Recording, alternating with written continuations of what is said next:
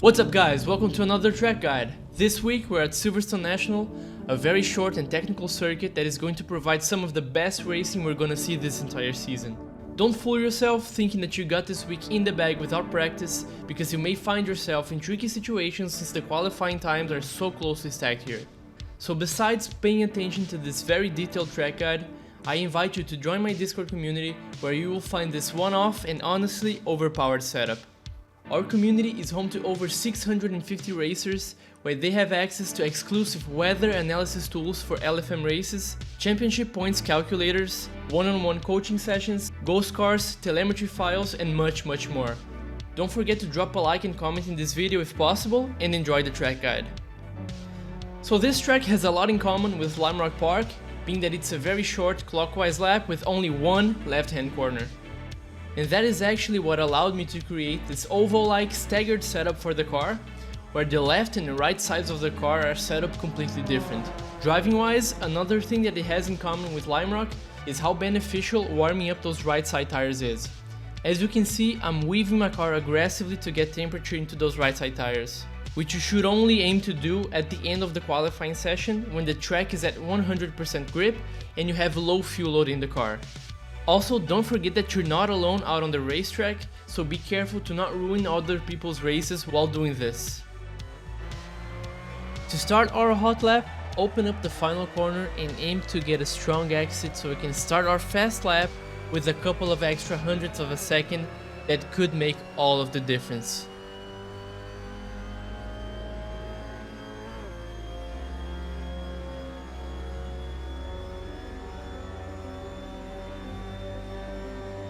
For the first corner, use every single inch of track available on entry and start turning in a couple of meters after the darker patch of tarmac ends.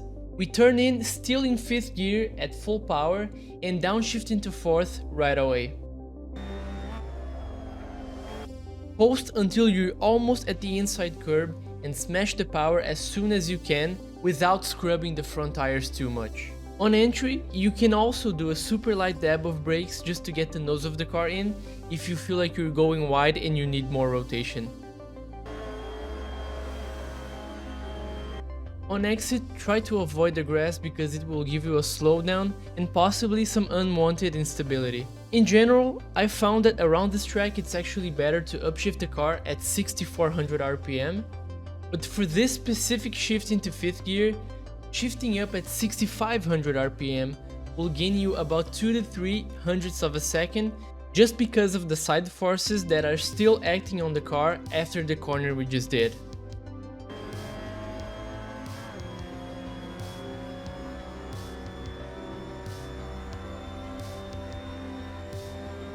Coming into Maggotts, we want to be fully on the brakes as this sausage curb-like object ends.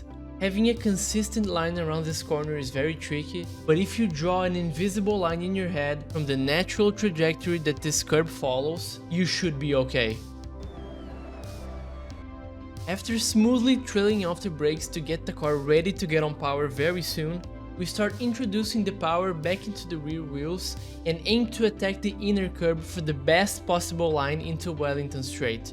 Just be ready to modulate the throttle because the car will be very on the edge of oversteer around this section, especially when going over the inside curb.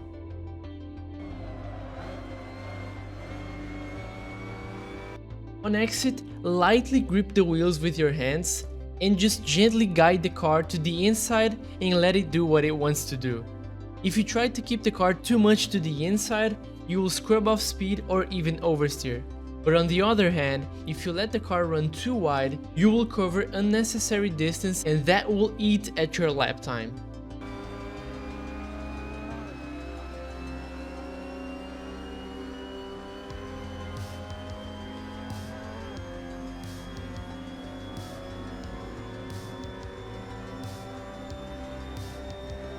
For Brooklands, we start turning in under power exactly at the board on the right and almost immediately get on the brakes while turning. Do not brake more than 50% pressure because otherwise you will lock up the tires and understeer. Just be careful to not overslow the car too soon because we want to apex this corner very late. Our apex reference will be over the AstroTurf after the inside bollard.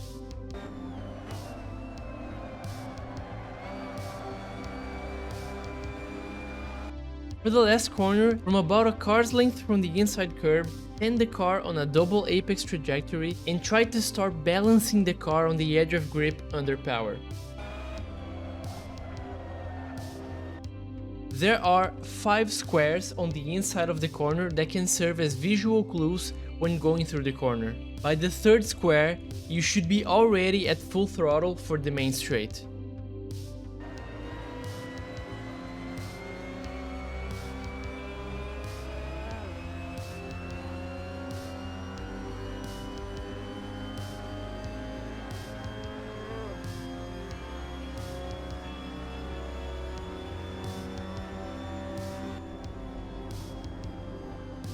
So that was a very fast lap around Silverstone National, and I hope you learned something from this track guide.